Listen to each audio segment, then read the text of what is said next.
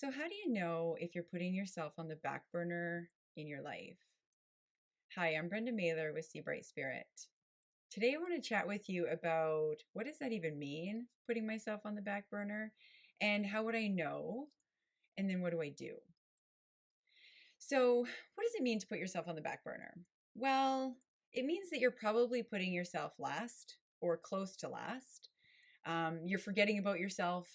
Maybe you notice yourself feeling burned a lot of the time and annoyed at what's perhaps happening around you. You probably feel depleted, as you maybe end your day, you're just like drained, you got nothing left. Or maybe even at the start of your day, you're like dragging yourself out of bed because you can't even get yourself moving. Maybe you notice that you feel resentment towards others. Maybe you're frustrated in the experiences that others seem to be having, and noticing that they feel happy or excited.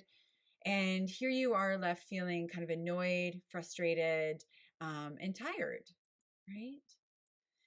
Another way to know if you're putting yourself on the back burner of your life is, do you feel lost? Like, do you feel a little disconnected from who you are, what you want, what's important to you? Almost like you're just going through the motions of life without really feeling like you're involved in it or choosing, right? Choosing what you want to do on a daily basis. So these are just some examples of what it might mean to put yourself on the back burner. And so I thought I'd just touch for a moment on, how does this happen? How do we end up putting ourselves on the back burner?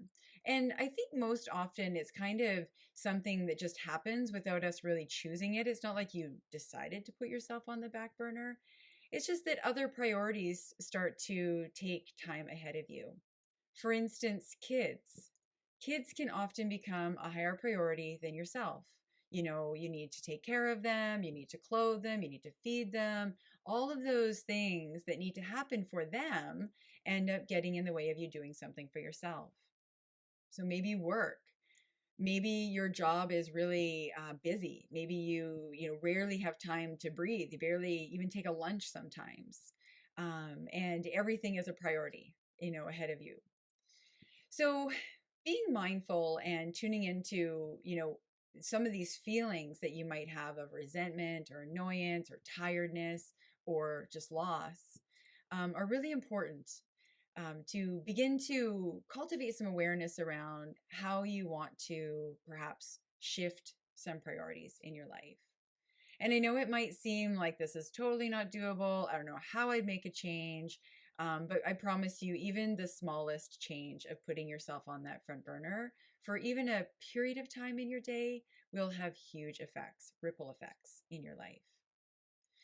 I was talking recently with a client about this and, putting yourself on a back burner, filling your bucket. Like there's so many different ways we can kind of bring this in a metaphorical way into our lives. But if we're starting with a 3/4 full basket or bucket, of energy, of to meet our day.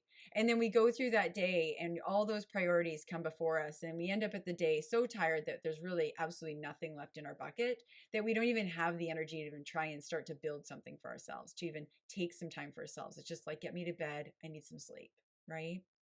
Whereas if you can start your day, maybe you didn't sleep the greatest, but maybe you start your day with like a 3/4 full bucket. Okay.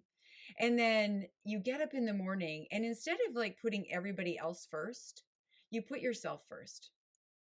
Just for that, like 5, 10 minutes, 30 minutes of your day, do something for yourself. And then notice how your bucket just goes boop, and it fills up a little bit more. And then you move through your day and you still take over all those other priorities. You still take care of those things. Maybe you find the little moments to kind of give yourself, a 5-minute break, grab a cup of tea, go for a walk, whatever that is for you. And then you get through your day. And at the end of the day, you're like, oh, wow, there's a little bit left here. This is awesome. This is neat. This is kind of exciting. What do I do at this time? What do I do with this feeling? Maybe you go to bed and you feel even more rested the next day. Or maybe you take a little bit of time to connect with other loved ones, not the priority of the kids, but maybe your partner, right? And taking time with them.